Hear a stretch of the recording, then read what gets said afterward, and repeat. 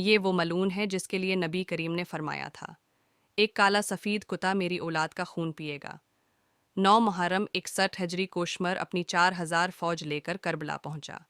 एक रवायत के मुताबिक शम्र ही हज़रत इमाम हुसैन रज़ी अल्लाह ताला अन्हु को शहीद करता है और अपने घोड़े उनके जिस्म मुबारक पर दौड़ा देता है, फिर उनके सीने पर बैठकर उनका मुक़द्दस सर काट देता। हैशमर बंजी अल-जौशन का असल नाम शराबी था। इसके बाप का नाम जलजोशन था, जिसका ताल्लुक़ बन कलाब कबीला से था। हज़रत अब्बास रज़ी अल्लाह ताला अन्हु की वालदा भी इसी कबीला से ताल्लुक़ रखती थी।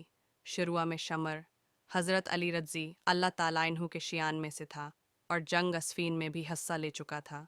शमर कोबरस की बीमारी थी, जिसकी वजह से इसके मना पर काले सफ़ेद निशान थे।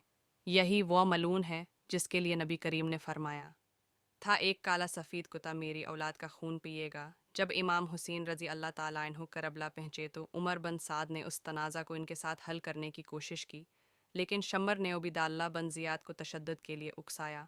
9 मुहर्रम 61 हिजरी को शमर अपनी 4000 फौज लेकर करबला पहुंचा और साथ में उबैदुल्लाह बन ज़ियाद का धमकी आमेज़ ख़त भी। जब उमर बन साद ने आस ख़त को देखा तो वो इस मौका को देने की वजह से आया।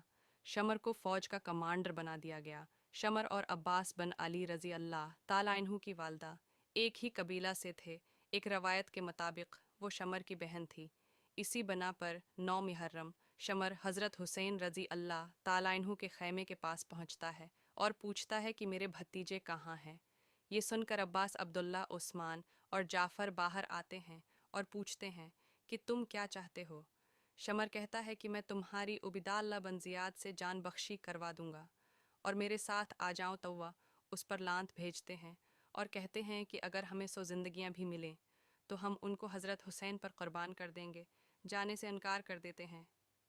10 मुहर्रम के दिन जब हज़रत इमाम हुसैन रज़ी अल्लाह ताला अन्हु शमर की आर्मी को अपने अहल बीत होने और नबी करीम के अहल बीत से मोहब्बत के इशार सुनाने लगते हैं, तो शमर इन्हें इससे रोक देता है। 10 मुहर्रम के दिन जब इमाम हुसैन रज़ी अल्लाह ताला अन्हु के दोपहर तक ज़्यादातर साथी शहीद हो चुके होते हैं, शमर और उसकी फ़ौज खेमों पर हमला कर देते हैं और आग लगा देते हैं। शमर अपनी आर्मी को हुसैन रज़ी अल्लाह ताला अन्हु पर तेर बरसाने का हुक्म देता है और इन पर हमला कर देता है। एक रवायत के मुताबिक शमर हज़रत इमाम हुसैन को शहीद करता है। अल्लाह की लानत हो इस पर। करबला के वाक़ये के बाद शमर कोफा चला जाता है। 66 हिजरी में मुख्तार के ख़िलाफ़ जंग में हिस्सा लेता है, लेकिन उसे शिकस्त होती है, वहाँ से भाग जाता है।